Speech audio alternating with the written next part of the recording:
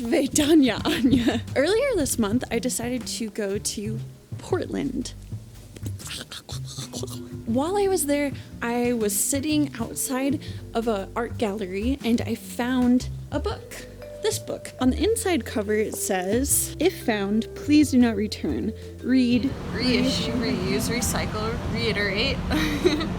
I was really excited about this. I'm really excited to read this because I figured I would use it, add things to it, put it out into the wild, but then I found out it had some questionable content in it. And there's like questionable in a good funny way, and then there's a dead bird on my ground.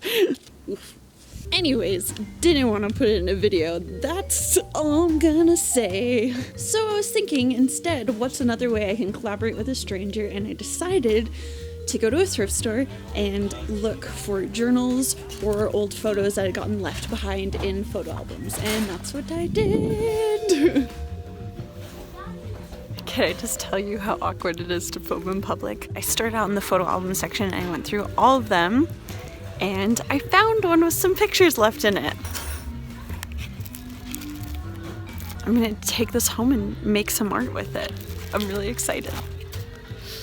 This video took a very unexpected turn. And, well, stick around and find out what happens. Welcome to the voiceover. One of the magical things I found at the thrift store was a journal that is entirely filled. It seems from a preliminary glance that is mostly quotes from other people, so I thought I would read one of them for you. It says, "Just for today, I will be unafraid.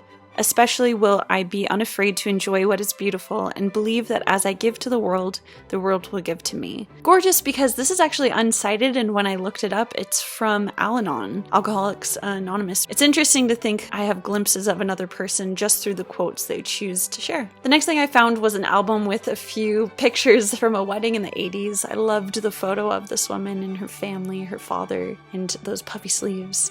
And then the person I chose to focus on today, her name is Kara. And I know that because she has information written on the backs of these pictures, and all of these seem to come from the time she was 13 in 1999, making her 32 now. As I was going through her photos, I felt inspired a lot by the sports-related ones because of the dusty colors. I want to eventually turn these into some landscape inspiration, and I had a couple of ideas for how I was going to use these to inspire work, but I ended up taking it in a very different direction than I originally thought. I started off this project initially doing a trompe l'oeil type painting. Essentially what that means is a 3D illusion painting. I wanted to make a landscape that looked like the photograph was taped onto it, have a very realistic center, and then have that track turn into a surreal landscape moving around it. Instead, I'll have to save that for another time. This is a short week to make a video with a holiday at the end of the week, so I decided to do a painting over her birthday photograph inspired by Jules de Ballancourt. If you've never seen him, he's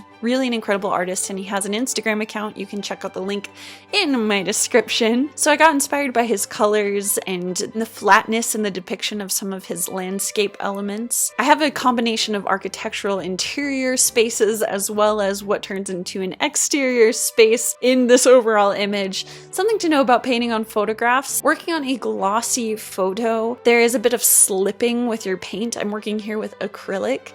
So after I got down my first layer of paint is when I felt I had a lot more flexibility to really work in colors and opaqueness in the ways that I really wanted to. But it took some time to build that up and make the underlying structure something workable. And in my experience, it does seem kind of scary that this image could just scratch off, which totally is possible. But what I do at the end and would suggest to you is finishing it off with a varnish. I have a spray varnish to give a protective coating to the exterior of the image. I didn't have a lot of plans going into this, so I decided to respond to the shapes of the actual image, keeping the general composition and outlines of the figures present, but flattening all of their colors and changing them into these more abstract globs. Actually, if you've been following my Instagram, you know that I'm kind of on my way out of this experimental period. Not exactly, but I am interested in getting back into realism, which I've been putting on the back burner. So this is kind of a variation from what my direction is that I would like to go, and it ended up turning into something very unexpected. expected.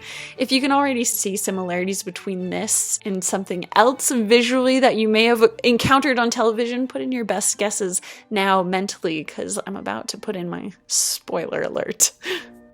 At this point, I made an important realization about what this painting was turning into and decided to text my friends about it.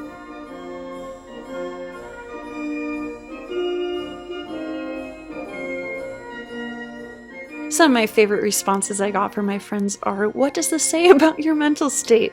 And this nice edit of my photo. SpongeBob? How do you accidentally paint an abstract painting of SpongeBob?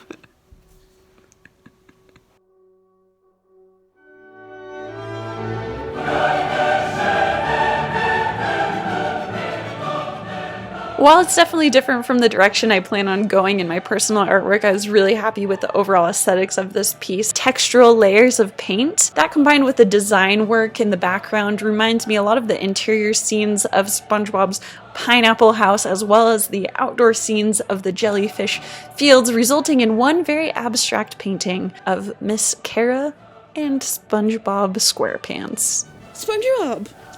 Who knew? The inner workings of my subconscious led me to the sponge of the sea in Bikini Bottom. Always.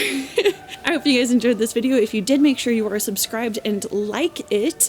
Also follow my social media accounts, and if you want to support this channel further in any way, please check out the links in my description, which include all of my social media accounts and my Patreon. Have a great weekend. Bye.